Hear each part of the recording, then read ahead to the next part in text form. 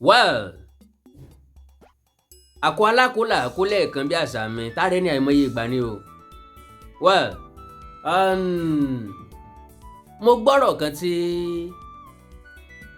gáì kan sọ àbí kí n pè ní brọ́dà kan sọ, ọmọ Ìgbò ló náà.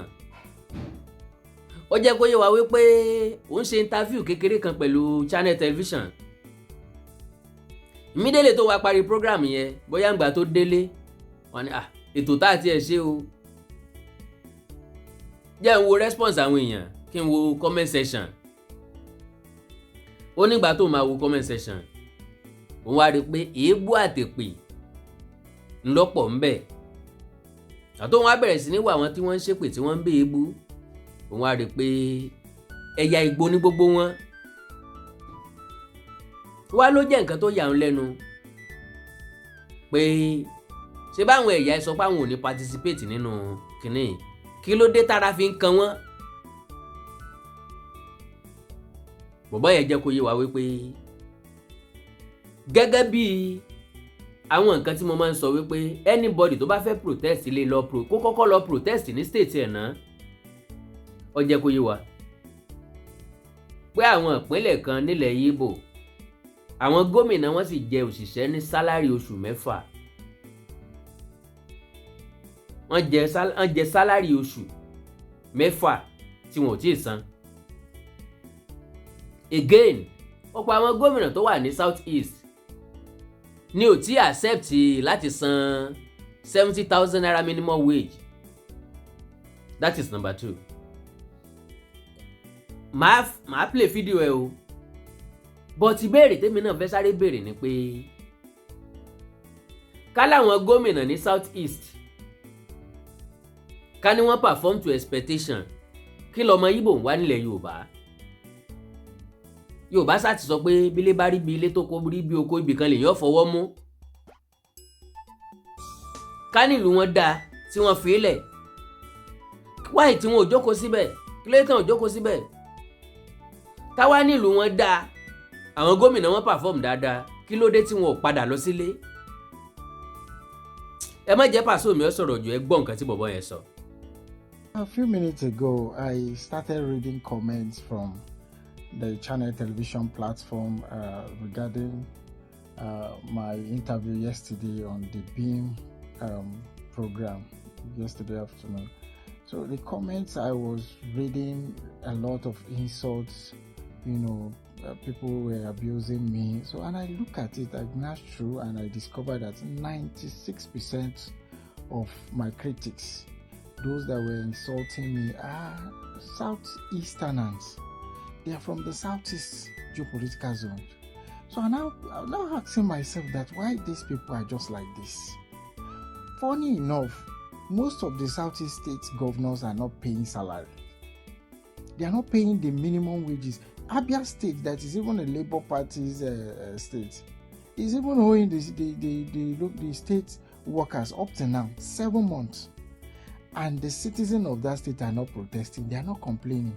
And this set of hoodlums are still the one calling for protests. Protest for what? They left their own state. They cannot do exploit there because their governors are not doing well. Move to another state to be committing nuisance. Calling for protests. I am calling on the governor of Lagos State and every citizens of Lagos State that you should not allow any nonsense such that happened during the EndSARS. You shouldn't allow it in Lagos State this time around. Face them squarely, face them. You will never see them go to Abia State to destroy area market. There are big markets in Onitsha, in Abia State, you might hear that. They will not destroy it, they want to destroy Lagos. If you are a Lagosian and you are watching all this nuisance, you are looking at them mobilizing and you cannot do anything. Definitely something must be wrong with you. Lagos State should not allow any nonsense to happen over there. If you want to protest, go to your state. Go and protest in your state. About 14 states now are owing worker salary. They are not paying their minimum wages. So why those people are not protesting in their states? you want to protest, go back to your state. If you are a Lagosian, stand against any hoodlum that want to commit nuisance in Lagos State. Stand against them. Now, ẹ ti wá rí wípé takandọ̀rọ̀ Awíkonko ọ̀pọ̀ jù. Bájà mi ò bá rí kì í dédé gbó. Mo wá dúpẹ́ lọ́wọ́ Ọlọ́run oore ọ̀fẹ́ tó fún mi pé ìrònú mi papọ̀ pẹ̀lú tàwọn ọ̀jọ̀gbọ́n. Olóòótọ́ yìí lẹ́ni o, òye yé mi o, mo dẹ̀ fẹ́ràn rẹ̀ bẹ́ẹ̀. Mo like ẹ̀ bẹ́ẹ̀. Ṣùgbọ́n mo ní tí ń fún mi ní motivation, n tó ń fún mi ní inspiration. Ó ní wípé bó bá di lọ́jọ́ ọjọ́ kan ọjọ́ kan, bó di lọ́jọ́ ọjọ́ kan ọjọ́ kan, oko tó rọ́ ò bẹ́ẹ̀ dì í. Àṣírí àṣebí ọ̀hàn, òótọ́ wà fojú hàn. Ìgbà náà la mọ̀ pé òdodo fojú hàn. Bí àṣà àwọn ará Ìṣẹ́yìn, wọn á lódodo ti fojú hàn. A tú gbogbo ọ̀rọ̀ protest pátápátá àwọn ọmọ Yíbò lábáǹdì ẹ̀. Àwọn ọmọ Yíbò ni. Kò dẹ̀ sí nǹkan méjì tó bí protest ju pé Peter Obi ò wọlé lọ. Because ká ní Peter Obi wọlé ni kò ní sẹ́jọ́. Ẹ gbọ́ nǹkan tí bọ̀bọ́ yẹn sọ. Ó ní ìsídàkọ́ jẹ́ àwọn obedient tàbí IPOB. Ẹ wá wo nǹkan tí Peter Obi jẹ́ kó yé wa ń pé obedient náà ní IPOB. Wọ́n change orúkọ, wọ́n modernize orúkọ ni. Èmi ò rí bí tí wọ́n ti ń jà rẹ̀ pẹ̀lágídí. Èèyàn ni máa ń fẹ́ èèyàn nílùú. Báwọn tó nílùú ọ̀bá dẹ̀ tí wàá fẹ́ ọ, tàbí tó máa sọ pé kò tí ì tásìkò tiẹ̀, àsìkò ní gbogbo nǹkan náà ó. It shouldn't be do or die affairs. Kò yẹ kó jẹ́ do or die. So to the best of my own knowledge, kó tó di pé ọ̀sàmì Portable ọmọ Olalomi àgèrègè ẹ ń kọrin mi Portable èrì o, ló mọ ṣàkùṣàkù o, èso lè kọ́lé ti Jésù o. Portable, when you see that guy, ẹ mọ̀ wò pé irú èèyàn wo ni Portable. Mo ti sọ rí pé mo like personality ẹ̀. Personality ẹ̀ ni personality àsọtán. Portable kì í di ọ̀rọ̀ sínú. Inú ẹ̀ dẹ̀ dáa. Bọ́rọ̀ bá ṣe rí ló ṣe kò dẹ̀ láṣìírí. Ó dàbí ẹni pé àwọn fans ẹ̀ kan ń pè é pé lórí protest yìí kó drop single náà ó, kó ṣe track náà ó. Ẹ gbọ́ èsì tí Portable fún wọn. Ọmọ ọkọ fúnra lára ẹ̀. Mo kí gbogbo etí tó ń gbọ́ wa nílé, mo sì kí gbogbo ojú tó ń wò wá nílé pé ojú tẹ fi ń wò wá ò ní fọ́, etí tẹ sì fi ń gbọ́ wa ò ní di. Orúkọ tèmi ni Goldwam tí gbogbo ẹ̀yin èèyàn mọ̀ sí Ìyá Ìjẹ̀bú. Gẹ́gẹ́ bí ẹ ṣe mọ̀ ní ìṣe wa, wípé ìlera yín òun ló jẹ wá lógún. A tún ti dé bí a ṣe ń dé o. Gbogbo ẹ̀yin tí ẹ ní ìṣòro tó jẹ́ pé ọkùnrin tó dàbí obìnrin nínú ilé, ọkùnrin tí ò lè ṣojúṣe ẹ̀ pẹ̀lú ìyàwó ẹ̀, ẹ kàn sí iléeṣẹ́ Goldwam. Ẹ̀yin tó jẹ́ pé pépà lẹ máa kà lálálẹ́, ẹ má ka pépà bò, ẹ kàn sí wa. A ní pákéjì oríṣiríṣi fún yín. A ní 3-in-1, a ní 2-in-1 fẹ́yìn ọkùnrin tó lè jẹ́ kó tó máa jẹ́ kẹ́ ṣe bó ṣe yẹ kẹ́ ṣe. Bákan náà ni ìṣòro tí a ń pè ní arthritis. Arthritis yìí ó ń ṣọkùnrin ó ń ṣobìnrin. Orúnkún ríro, ìbàdí ríro, ọrùn ẹsẹ̀ ríro. Ẹlòmíì ó lè jẹ́ osteoarthritis lónìí, ẹlòmíì rheumatoid arthritis, ẹlòmíì ìdẹ̀rẹ̀ kò ní lè bẹ̀rẹ̀ mú nǹkan lẹ̀, ẹlòmíì ò lè bẹ̀rẹ̀ kírun. Ó ṣeé ṣe kó jẹ́ sciatica ni, ó ṣeé ṣe kó jẹ́ lumbar spondylosis ni, ẹlòmíì ìdẹ̀rẹ̀ arthritis ni. Tó bá ti di pé ìbàdí ń ro ẹ́ ò lè bẹ̀rẹ̀, ẹlòmíì orúnkún ríro, ẹlòmíì ẹsẹ̀ á máa gbóná, ẹlòmíì àpapọ̀ rẹ̀ á máa gbóná, ẹlòmíì ẹsẹ̀ á máa gbọ̀n, ẹlòmíì ara á máa tá, orí á máa tá, àpapọ̀ ara á máa tá. Ẹ kàn sí iléeṣẹ́ Goldwam Ìyá Ìjẹ̀bú. Ẹlòmíì ò lè fojú ọwọ́ ẹ̀ báyìí, gbogbo ọwọ́ á máa ró. Gbogbo ẹ̀yin tẹ́ tí ń lò náà ẹ máa jẹ́rìí sí. Ẹ kàn sí iléeṣẹ́ Goldwam Ìyá Ìjẹ̀bú.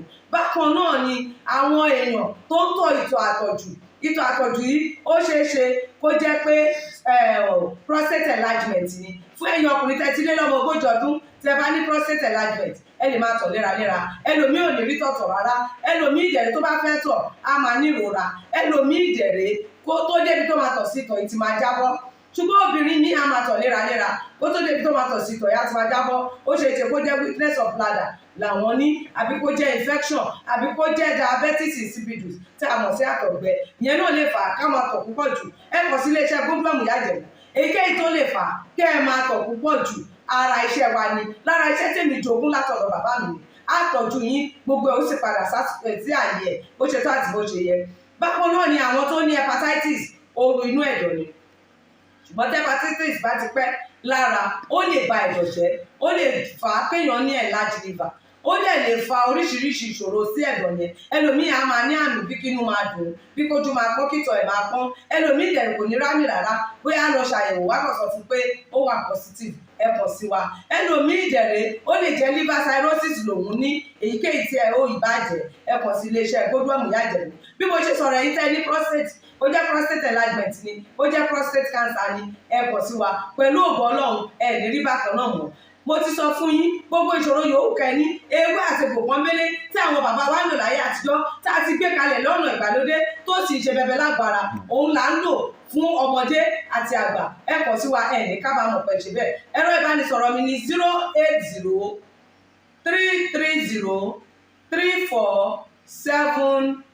08033034777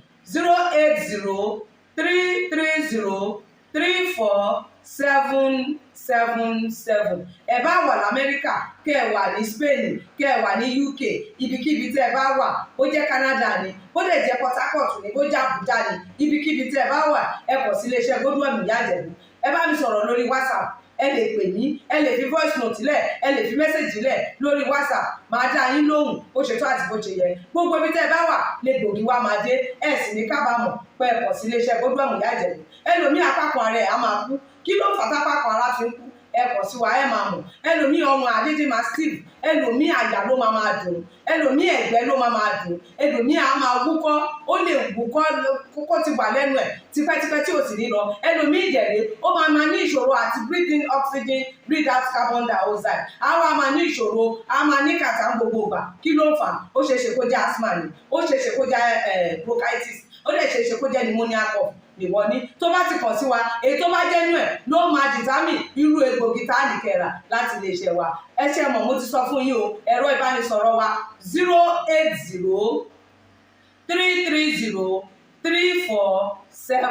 08033034777. Iléeṣẹ́ Kudos last bus stop yín ni pẹ̀lú agbára Ọlọ́run. Remember, if it is not Kudos, it can never be like Kudos. I used to tell you, health is something to be treasured. Ire o. NDT Clearing Freight and Logistics. Iṣẹ́ wọn dára, wọ́n ta sánsán, wọ́n kárí ayé. NDT Clearing Freight and Logistics. Bá a ṣe kárí ayé, bẹ́ẹ̀ ni òye iṣẹ́ yé wa. Cargo services wá dúró tán láti Nàìjíríà. A ó bá yín gbé nǹkan ránṣẹ́ sí àwọn èèyàn yín ní Europe, UK, US, Canada, Asia, lọ bẹ́ẹ̀. Gààrí, epo pupa, ẹ̀gúsí, ẹja gbígbẹ, ìgbín, irú, àpọ̀n, aṣọ, ìlẹ̀kẹ̀, àwọn ìwé tó ṣe pàtàkì àti bẹ́ẹ̀ bẹ́ẹ̀ lọ. Kò tán síbẹ̀. MDT Clearing Services lékètéńté. Àṣẹ tó ń tẹjọba tá a gbà. Ó ń mú àwọn èèyàn yàn wá láàyò láti port. Ọwọ́ kan ni MDT á clear kọ̀ńténà yín jáde fún yín. Bó ṣe kọ̀ńténà tó kún fún káà lóríṣiríṣi tàbí ohun mìíràn. Àwọn òṣìṣẹ́ wa kọ̀ lálá. Professionalism wa kò lẹ́gbẹ́. MDT doorstep delivery service náà ò gbẹ́yìn. Níbikíbi lágbàáyé, àwa gbé ọjà yín fún yín lẹ́nu ọ̀nà yín. MDT tún bá ní rajà. Product sourcing. Ìyẹn ni pé à á ràn yín lọ́wọ́ láti ra ohun tí ẹ fẹ́. À á sì fi ránṣẹ́ sí yín ní kánmọ́ kóbó. Ní MDT Clearing Freight and Logistics. Akájú ẹ̀, àtò, àlétò. Iṣẹ́ wa yàn, ó yanjú lówó péréte. Ẹ máa bọ̀ lólulẹ̀ iṣẹ́ MDT ní nọ́mbà 22 Latif Salami Street, Ajao Estate, Ikeja, Lagos. A sì tún ní ẹ̀ka káàkiri orílẹ̀-èdè Nàìjíríà. Ẹ bá wa sọ̀rọ̀ 0818-231-1480 àti 0912-907-4004. bákan náà ilé-iṣẹ́ MDT lókè òkun wà ní Toronto, Canada. Please call +1647 289 5364. Website www.mdtfreights.com. MDT Clearing, Freight and Logistics. Assure delivery.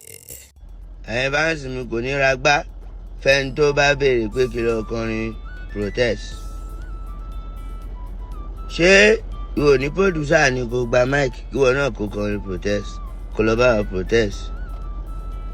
ẹ jọ̀ọ́ I need money I dey hustle.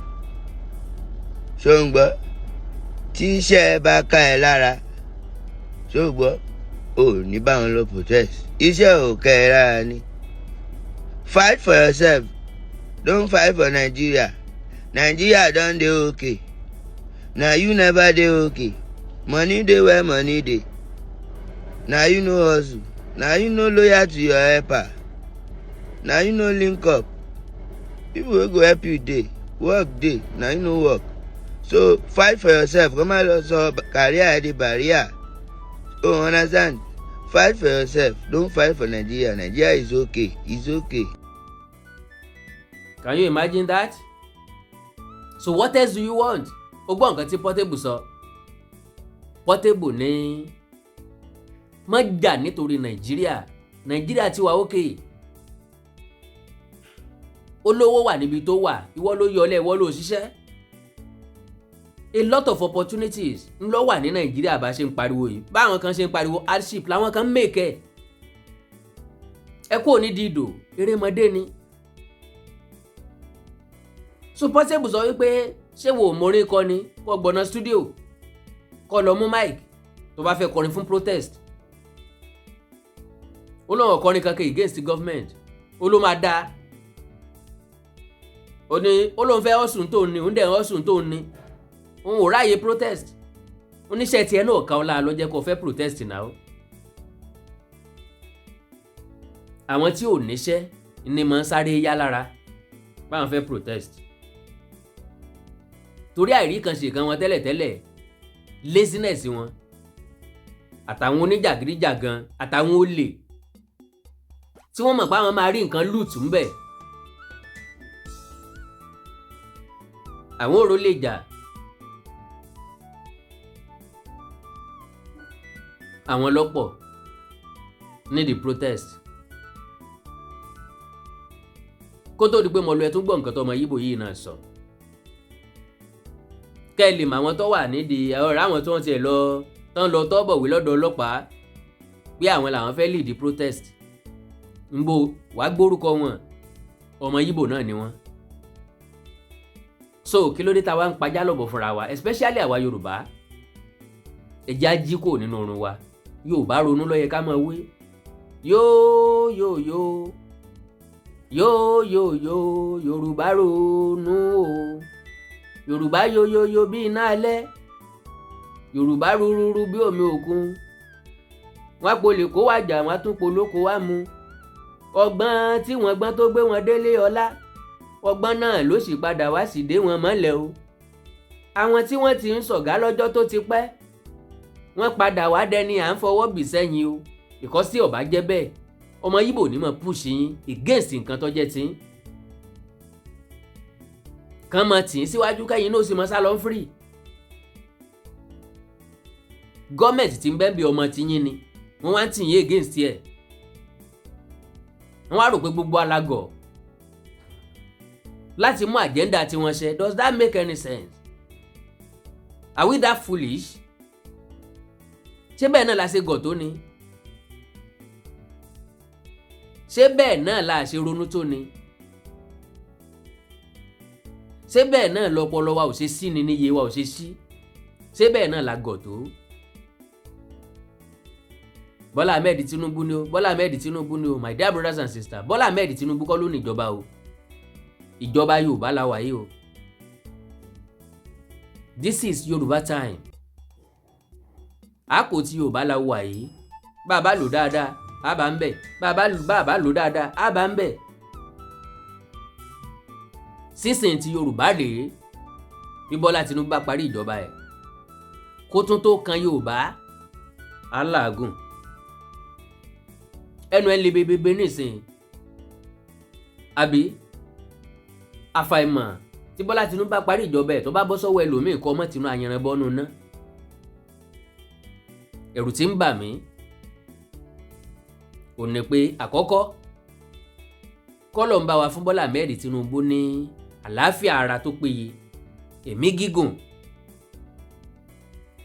because èmi mọ̀ wípé ibi tó máa fàdà gbá ètò orílẹ̀-èdè yìí rọ̀ dé àtẹni tí ń bu àtẹni tí ń ṣépè lónìí àtẹni tí ń fapá já ń lónìí àtẹni tó fẹ́ protest lónìí ni wọ́n ò mẹ́kànlẹ̀ pẹ̀lú ọpẹ́.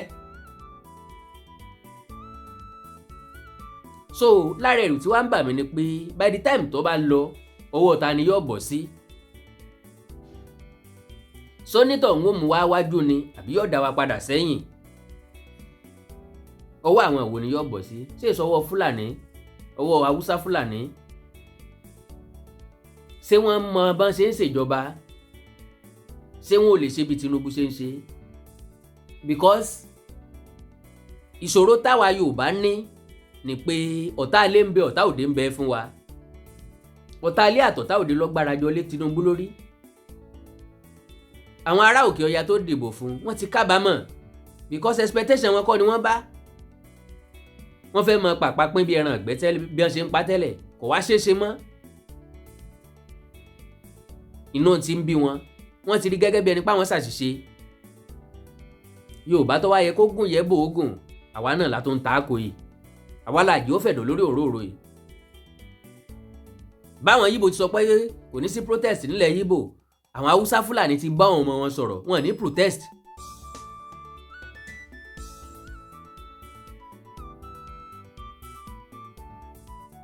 Wá ìtọ́jà wa Yorùbá nìkan kí ni problem wa gangan kí ni kọ́lọ̀ ṣòro wa. So àsìkò ti wá lélẹ́yìí ká má torí ọbẹ̀ ẹ̀yìn ọwọ́ da tójú ọwọ́ nù lọ́jẹ́ kémi Àkàndá ọmọ pariwo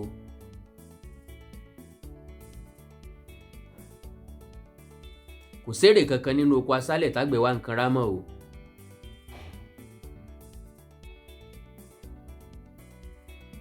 Àwọn ẹ̀yà Ìgbò tán láwọn fẹ́ protest wọ́n fẹ́ fi lùtù ni and again wọ́n fẹ́ wò bóyá wọ́n máa rí ọgbọ́n ẹ̀dá lọ s'Àbújá láti lọ tún Nnamdi Kanu lẹ̀ ẹ̀kọ́ lẹ̀kẹ́ kọrúkọ mi sí ọgbọ́n tí wọ́n ń dànù.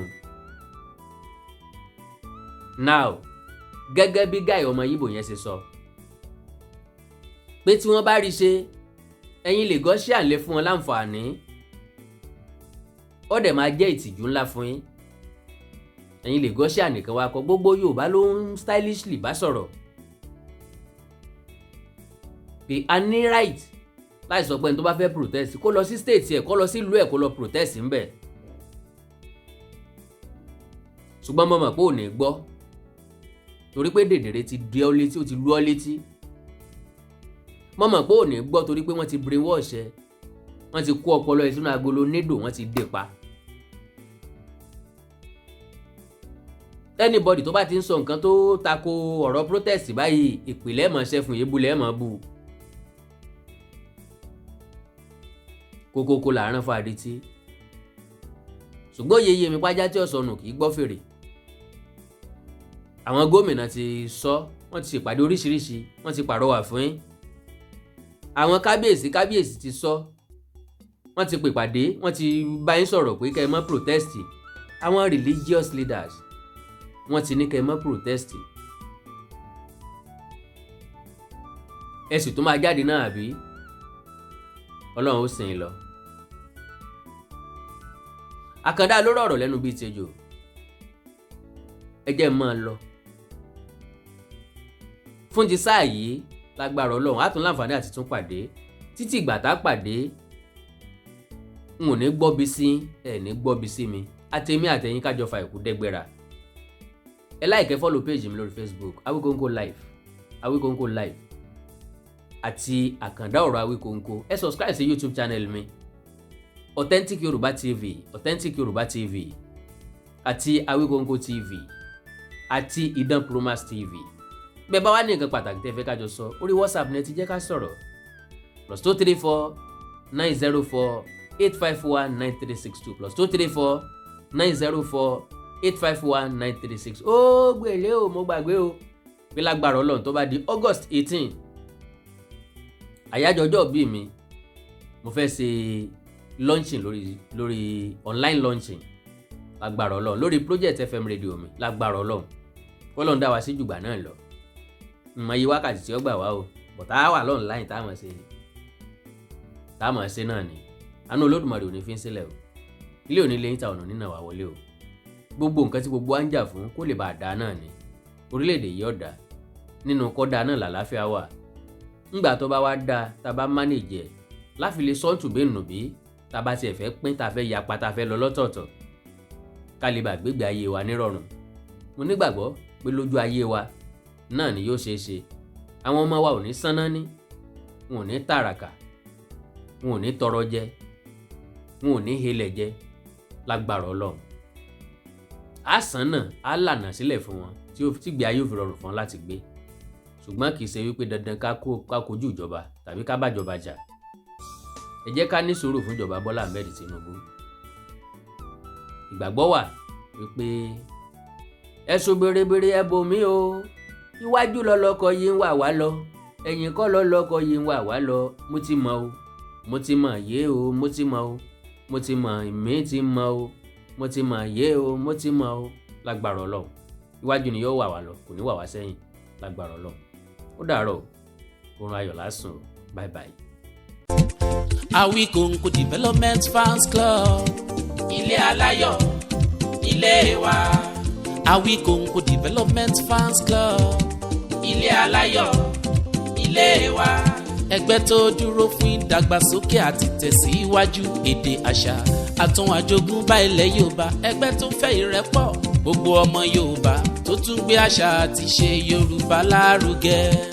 Awikonko Development Fans Club ilé aláyọ̀ ilé wa.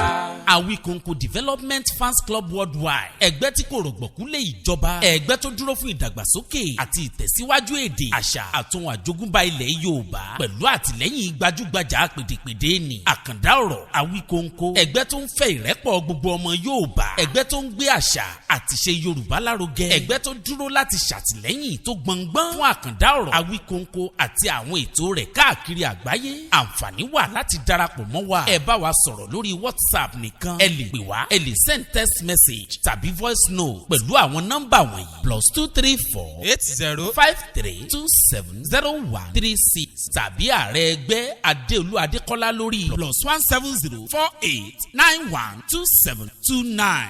Awikonko Development Fans Club Worldwide ilé aláyọ̀ nílé wa.